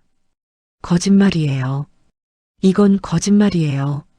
준혁은 고개를 저으며 뒤로 물러났고 강민준은 다가가려 했지만 준혁이 손을 내저었습니다. 오지 마세요. 준혁의 목소리는 떨렸고 눈에서는 눈물이 흘러내렸습니다. 우리 아빠는 이재훈 아저씨예요. 회장님은 아니에요. 강민준은 가슴이 찢어지는 것 같았지만 진실을 말해야 한다고 다짐했습니다. 준혁아, 이재훈 씨는 너희 엄마의 친구였어. 법적으로 결혼하지도 않았고 너희의 생물학적 아버지는 나야. 준혁은 주저앉으며 울음을 터뜨렸고 지우도 오빠가 우는 모습을 보고 덩달아 울기 시작했습니다. 오빠, 왜 울어? 지우의 목소리가 떨렸고 강민준은 지우를 안아들었습니다. 지우야, 미안해. 아저씨가, 아니, 아빠가 너희를 놀라게 했구나. 강민준의 목소리는 떨렸고 지우는 눈을 동그랗게 뜨고 물었습니다. 아빠, 아저씨가 우리 아빠예요? 강민준은 고개를 끄덕이며 눈물을 흘렸고 그래, 미안해. 진작 알았어야 했는데. 너희 엄마가 말해줬어야 했는데. 지우는 잘 이해하지 못했지만 아저씨가 자신을 꽉 안아주는 것이 좋았고 그럼 이제 아빠가 생긴 거예요? 라고 물었습니다. 강민준은 흐느끼며 대답했습니다. 그래, 아빠가 너희 곁에 있어. 이제 혼자 안 외롭게 할게. 하지만 준혁은 여전히 받아들일 수 없었고 일어서서 비틀거리며 걸어갔습니다. 준혁아, 강민준이 불렀지만 준혁은 돌아보지 않았고 공원을 빠져나가려 했습니다. 강민준은 지우를 벤치에 앉히고 준혁을 쫓아갔고 준혁의 팔을 잡았습니다. 놔주세요. 준혁이 소리쳤지만 강민주는 놓지 않았고 준혁을 꽉 안아주었습니다. 미안해. 정말 미안해. 아빠가 너희 곁에 없어서 너희가 힘들게 살도록 내버려둬서 정말 미안해. 강민주는 준혁을 안은 채 울었고 준혁도 아버지의 품에서 한참을 울었습니다. 15년 동안 쌓였던 외로움과 슬픔이 한꺼번에 터져나왔고 준혁은 강민준의 가슴에 얼굴을 묻은 채 흐느꼈습니다. 왜 이제야 나타나신 거예요? 진작 오셨으면 엄마가 혼자 힘들게 살지 않았을 텐데. 강민주는 준혁의 등을 쓰다듬으며 대답했습니다. 미안해. 정말 미안해. 아빠가 몰랐어. 알았다면 당장 달려왔을 거야. 모든 걸 버리고라도 너희 곁으로 왔을 거야. 두 사람은 한참을 그렇게 서 있었고 석양이 완전히 지고 어둠이 내렸습니다.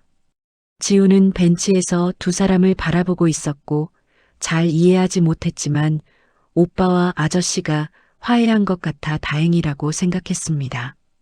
준혁은 겨우 울음을 멈추고 강민준에게서 떨어졌고 눈이 퉁퉁 부은 채 물었습니다.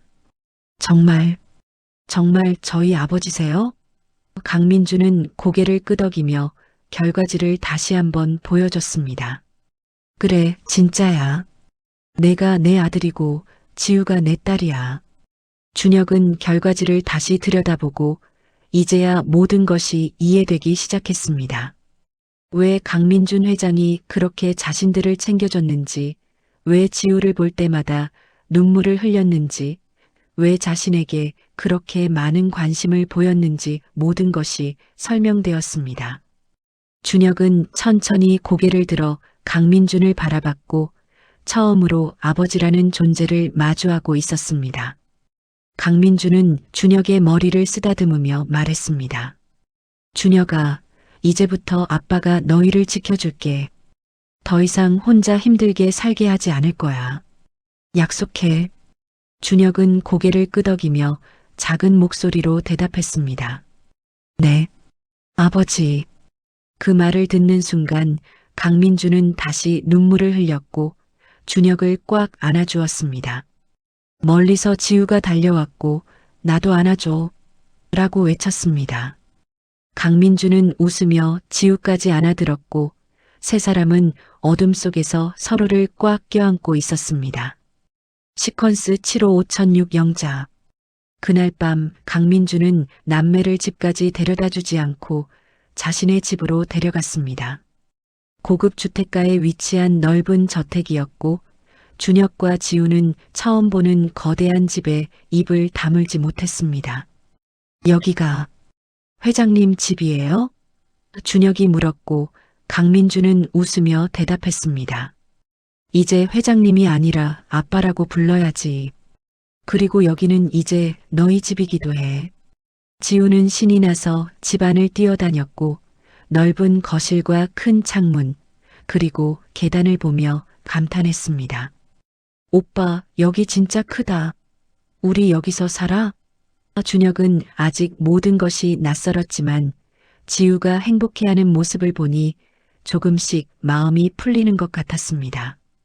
강민주는 남매를 2층으로 안내했고 미리 준비해둔 방 2개를 보여줬습니다. 이 방은 준혁 내 거고 옆방은 지우 거야. 마음에 안 들면 언제든 바꿔도 돼. 준혁은 자신의 방을 들어가 봤고 깨끗한 침대와 책상 그리고 옷장이 갖춰져 있었습니다.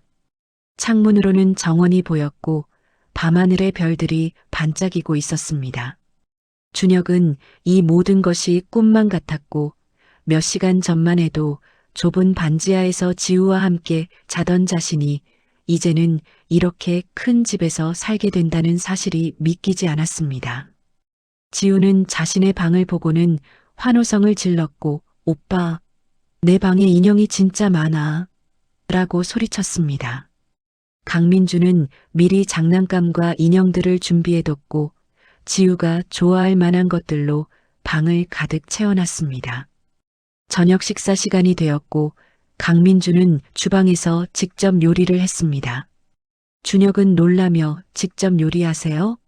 라고 물었고 강민주는 웃으며 대답했습니다. 응, 너희 엄마한테 배웠거든. 옛날에 같이 요리하곤 했어.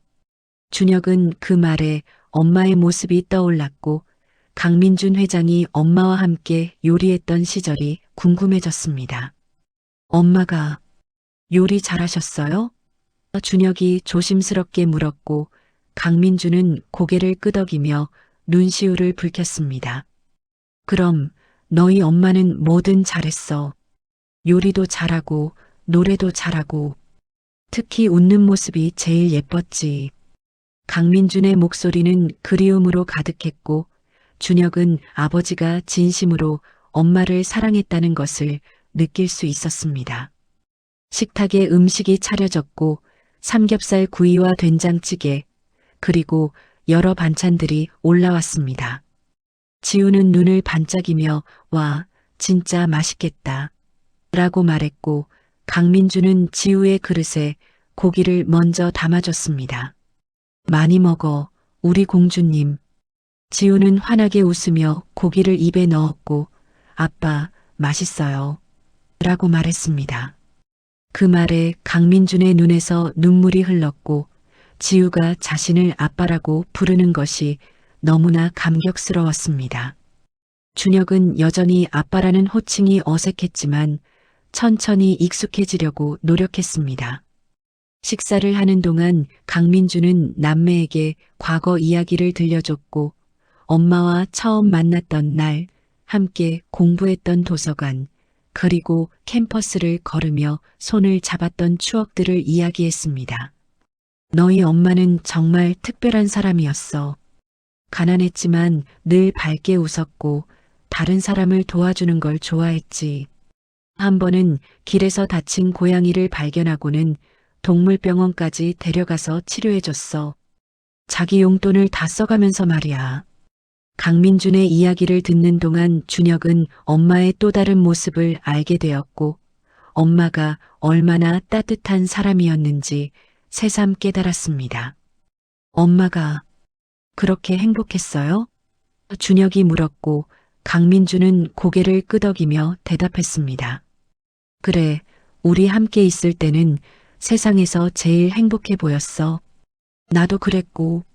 하지만 곧 강민준의 표정이 어두워졌고 하지만 내가 바보같이 헤어지자고 했지. 그게 내 인생 최대의 실수였어. 준혁은 강민준의 손을 잡으며 말했습니다. 아버지 잘못이 아니에요. 그땐 어쩔 수 없었을 거예요. 강민준은 준혁을 바라보며 눈물을 흘렸고 고마워, 준혁아. 내가 이해해줘서 정말 고마워. 식사를 마친 뒤 세 사람은 거실 소파에 앉아 이야기를 나눴고 강민주는 앞으로의 계획을 설명했습니다. 우선 너희 둘 다 학교는 계속 다녀야 해. 준혁이는 원하면 더 좋은 학교로 전학할 수도 있고 지우도 좋은 유치원으로 옮길 수 있어. 하지만 그건 너희가 결정해. 준혁은 잠시 고민하다가 대답했습니다. 저는 지금 학교 계속 다니고 싶어요. 친구들이 있으니까. 강민주는 고개를 끄덕이며 알겠어. 내가 원하는 대로 하자라고 말했습니다. 밤이 깊어갔고 지우는 소파에서 졸기 시작했습니다. 강민주는 지우를 안아들고 2층 방으로 올라갔고 침대에 눕혀준 뒤 이불을 덮어줬습니다. 잘 자, 우리 딸. 강민주는 지우의 이마에 키스를 했고 지우는 잠결에 잘 자요. 아빠라고 중얼거렸습니다. 강민주는 방을 나와 준혁의 방으로 갔고 준혁은 침대에 앉아 창밖을 바라보고 있었습니다. 잠 안 와? 강민준이 물었고 준혁은 고개를 저으며 너무 많은 일이 한꺼번에 일어나서 정리가 안 돼요라고 대답했습니다. 강민주는 준혁 옆에 앉으며 어깨에 손을 올렸고 그럴 거야. 천천히 받아들이면 돼. 아빠가 기다릴게라고 말했습니다. 준혁은 강민준을 바라보며 조심스럽게 물었습니다. 아버지, 엄마가 왜 말씀 안 하신 걸까요? 제가 아버지 아들이라는 걸. 강민주는 한숨을 쉬며 대답했습니다. 아마도 나한테 부담 주기 싫었을 거야. 그때 나는 정략 결혼을 앞두고 있었고 회사 일로도 바빴으니까. 너희 엄마는 늘 그랬어. 자기는 힘들어도 다른 사람 배려하는 사람이었지. 준혁은 엄마의 마음이 이해되면서도 한편으로는 서러웠고 엄마가 혼자 얼마나 힘들었을까요라고 말하며 울먹였습니다. 강민주는 준혁을 안아주며 그래서 아빠가 이제라도 너희를 지켜주려는 거야. 너희 엄마가 못다 해준 것들을 내가 해줄 거야라고 다짐했습니다. 다음 날 아침 강민주는 남매를 깨워 아침 식사를 준비했고 식탁에는 따뜻한 국과 계란말이 그리고 신선한 과일들이 놓여 있었습니다. 지우는 신이 나서 아빠가 만든 거예요? 라고 물었고 강민주는 그럼 맛있게 먹어라고 대답했습니다. 준혁은 묵묵히 식사를 하면서도 마음 한구석이 편치 않았고 반지하 집에 두고 온 엄마의 물건들이 걱정되었습니다. 강민주는 준혁의 표정을 눈치채고 물었습니다. 뭐 걱정되는 거 있어? 준혁은 고개를 끄덕이며 엄마 물건들이요. 집에 아직 남아있거든요라고 대답했습니다. 강민주는 즉시 오늘 같이 가서 다 가져오자. 엄마 물건들은 소중하니까라고 말했고 준혁은 안도의 한숨을 쉬었습니다. 식사를 마친 뒤 세 사람은 차를 타고 반지하 집으로 향했고 낡은 골목에 도착하자 강민주는 복잡한 심경이 들었습니다. 자신의 아이들이 이런 곳에서 살았다는 사실이 가슴 아팠고 진작 찾아왔어야 했다는 후회가 밀려왔습니다. 집 안으로 들어가자 좁고 습한 공간이 눈에 들어왔고 엄마의 사진이 놓인 작은 제단이 보였습니다. 강민주는 사진 앞에 무릎을 꿇고 손을 모았습니다. 현주야, 미안해. 내가 너무 늦게 찾아왔어. 하지만 이제부터는 우리 아이들 잘 돌볼게. 약속할게. 강민준의 목소리는 떨렸고 눈에서는 눈물이 흘러내렸습니다. 준혁과 지우도 엄마 사진 앞에 앉아 기도했고 지우는 엄마, 우리한테 아빠 생겼어요. 엄마도 기뻐하시죠? 라고 말했습니다. 짐을 정리하는 동안 강민주는 엄마의 일기장을 발견했고 준혁에게 보여줬습니다. 이거 읽어봐도 될까? 준혁은 고개를 끄덕였고 강민주는 일기장을 펼쳤습니다. 그 안에는 현주의 솔직한 마음이 적혀 있었고 특히 준혁을 임신했을 때의 기록이 눈에 띄었습니다. 민준이에게 말해야 할까? 하지만 그 사람은 이미 정략 결혼을 앞두고 있어. 내가 말하면 그 사람 인생을 망치는 거야. 차라리 혼자 키우는 게 나을 것 같아. 아기야, 미안해. 엄마가 너한테 아빠를 만들어주지 못해서. 강민주는 그 글을 읽으며 오열했고 현주가 얼마나 혼자 고민했을지 상상만으로도 가슴이 찢어졌습니다. 현주야, 왜 말 안 했어? 내가 달려갔을 텐데. 짐을 다 싸고 나서 세 사람은 차에 올랐고 반지하 집을 뒤로하며 새로운 시작을 향해 나아갔습니다.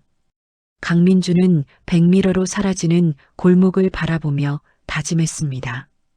이제 저 아이들은 다시는 힘들게 살지 않을 거야. 내가 있는 한. 차는 다시 강민준의 저택으로 향했고 준혁은 창밖을 바라보며 생각했습니다.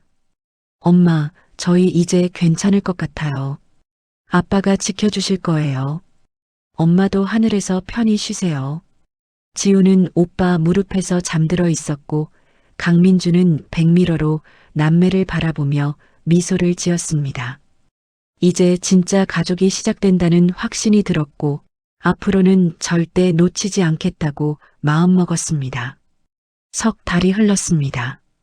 강민준의 저택에는 이제 아이들의 웃음소리가 가득했고 한때 냉랭했던 집은 따뜻한 가정으로 변해 있었습니다. 준혁은 매일 아침 강민준과 함께 식사를 하며 학교 이야기를 나눴고 지우는 아빠 무릎에 앉아 만화를 보며 깔깔거렸습니다. 강민주는 회사 일정을 조정해서 가능한 한 저녁에는 집에 있으려고 노력했고 주말에는 남매와 함께 시간을 보냈습니다. 놀이공원도 가고 영화관도 가고 바다도 보러 갔습니다. 준혁은 처음에는 어색했던 아빠라는 호칭이 이제는 자연스럽게 나왔고 강민준을 진심으로 아버지로 받아들이게 되었습니다. 어느 토요일 오후 강민준은 남매를 데리고 그 마트로 향했습니다.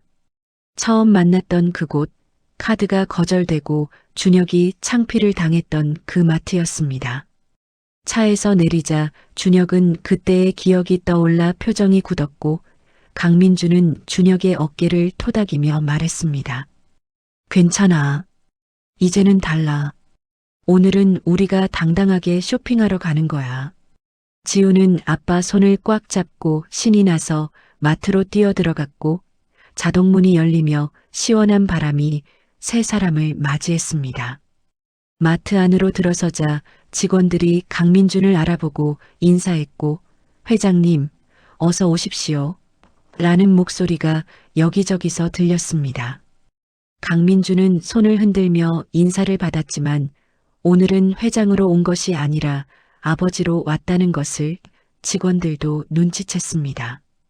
지우를 안아들고 준혁의 손을 잡은 채 쌀 코너로 향하는 모습은 그 어떤 회의장에서보다 행복해 보였습니다. 쌀 코너에 도착하자 준혁은 그때 그 자리를 떠올렸고 카드가 거절되어 쌀을 두고 나왔던 순간이 생생했습니다. 강민주는 준혁의 표정을 보며 물었습니다. 그때 여기서 카드 안 됐었지? 준혁은 고개를 끄덕이며 네. 정말 창피했어요 라고 대답했습니다. 강민주는 준혁을 꽉 안아주며 말했습니다. 이제 그런 일 없어. 아빠가 있잖아. 카트를 끌고 마트를 돌며 강민주는 아이들이 원하는 것들을 마음껏 담았습니다.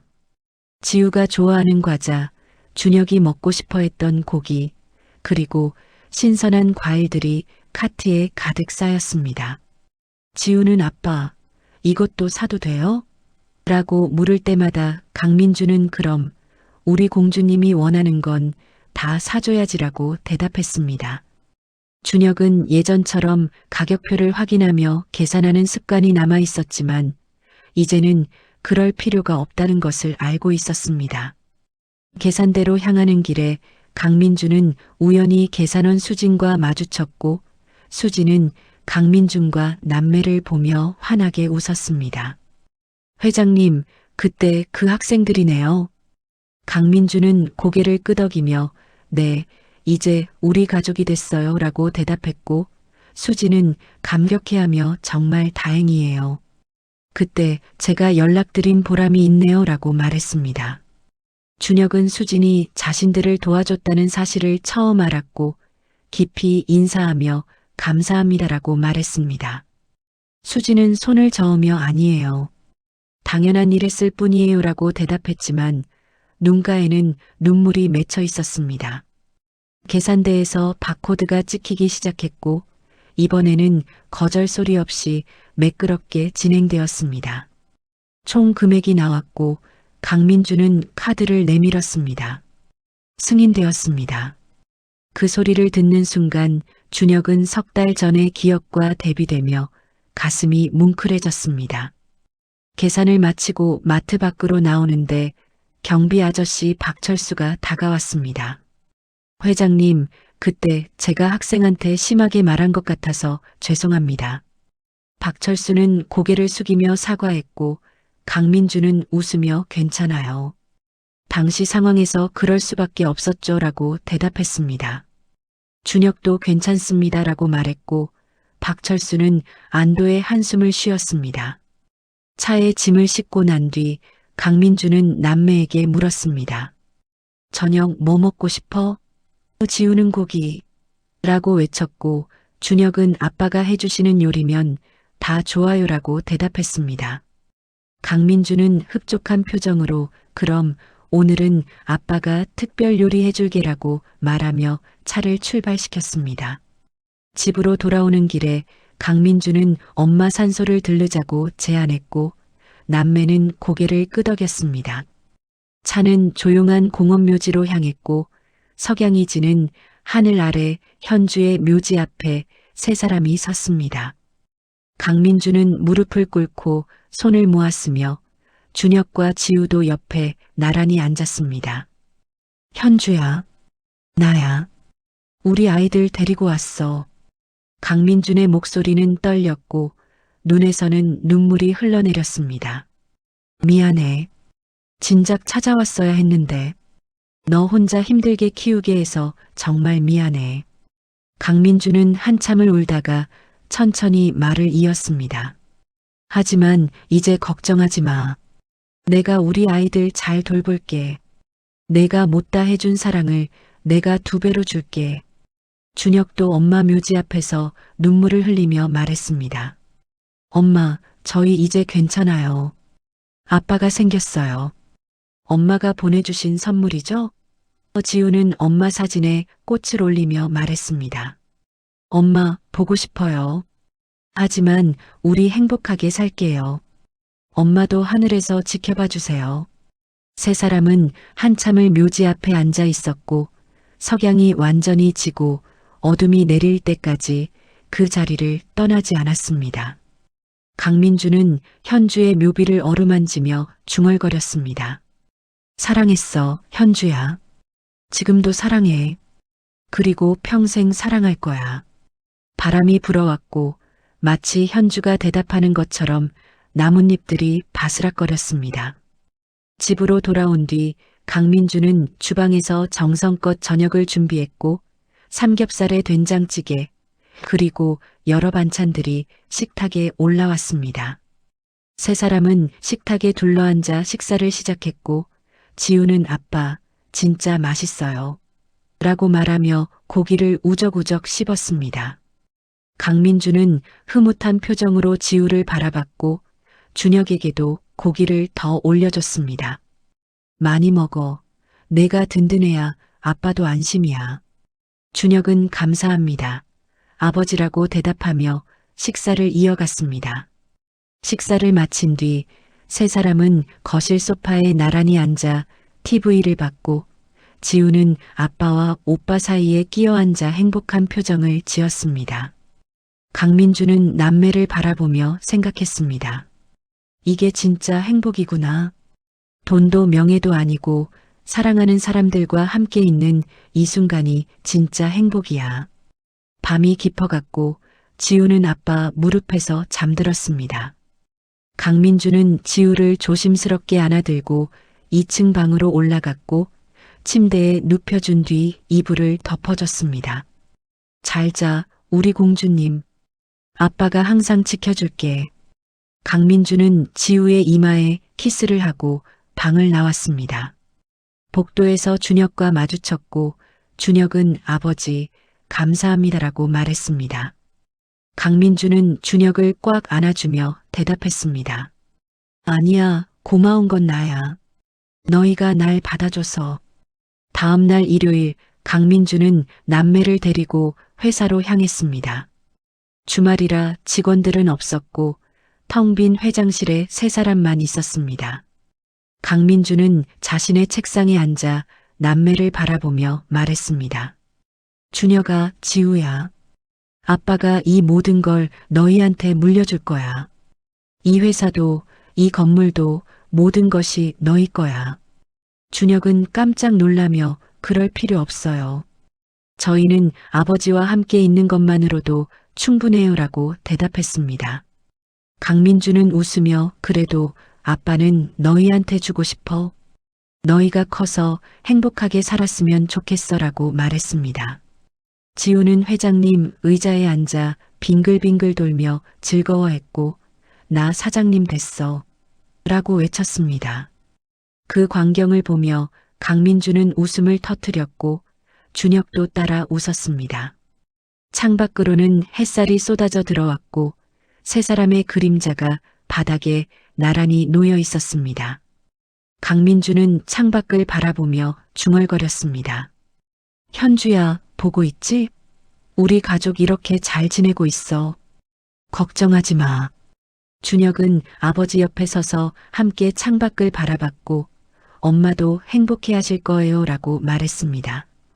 강민주는 준혁의 어깨를 감싸며 그래, 분명 그럴 거야 라고 대답했습니다.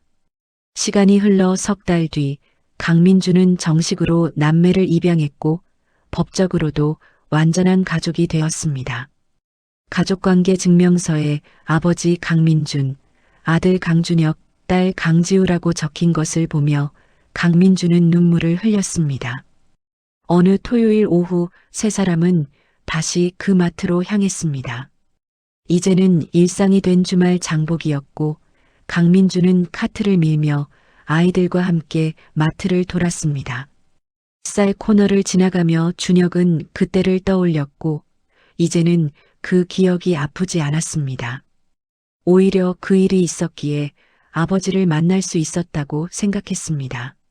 계산대에서 수진이 반갑게 인사했고 오늘도 오셨네요. 라고 말했습니다. 강민주는 웃으며 네, 우리 가족 주말 일과예요 라고 대답했습니다. 계산이 끝나고 강민주는 카드를 내밀었고 승인되었습니다 라는 소리가 울려 퍼졌습니다. 그 소리는 이제 더 이상 두렵지 않았고 오히려 안심이 되는 소리였습니다. 마트 밖으로 나오는 길에 지우가 말했습니다. 아빠, 나 너무 행복해. 강민주는 지우를 안아들고 아빠도 너무 행복해라고 대답했습니다. 준혁도 옆에서 웃으며 저도요라고 말했고 세 사람은 석양이 지는 하늘 아래 함께 걸었습니다. 차에 짐을 싣고 출발하는 순간 강민주는 백미러로 마트를 바라봤습니다. 그곳은 모든 것이 시작된 곳이었고 이제는 행복한 기억으로 가득한 곳이었습니다. 집으로 돌아가는 길 라디오에서는 잔잔한 음악이 흘러나왔고 지우는 뒷좌석에서 노래를 따라 불렀습니다. 준혁은 창밖을 바라보며 생각했습니다. 엄마, 우리 정말 행복해요. 아버지 덕분에요. 감사해요, 엄마. 하늘에서는 별들이 하나둘 떠오르기 시작했고 그중 가장 밝게 빛나는 별 하나가 세 사람을 지켜보고 있었습니다. 마치 현주가 하늘에서 미소 지으며 축복하는 것처럼 강민주는 그 별을 보며 중얼거렸습니다. 고마워, 현주야. 우리 아이들 낳아줘서. 그리고 사랑했어. 차는 저택으로 향했고 세 사람의 웃음소리가 차 안을 가득 채웠습니다. 이제 그들은 진짜 가족이었고 앞으로도 영원히 함께할 것입니다. 늦었지만 시작된 사랑, 그리고 다시 만난 가족. 그것이 바로 이 이야기의 진짜 의미였습니다. 사랑은 결코 늦지 않았고 가족은 언제나 다시 만날 수 있다는 것을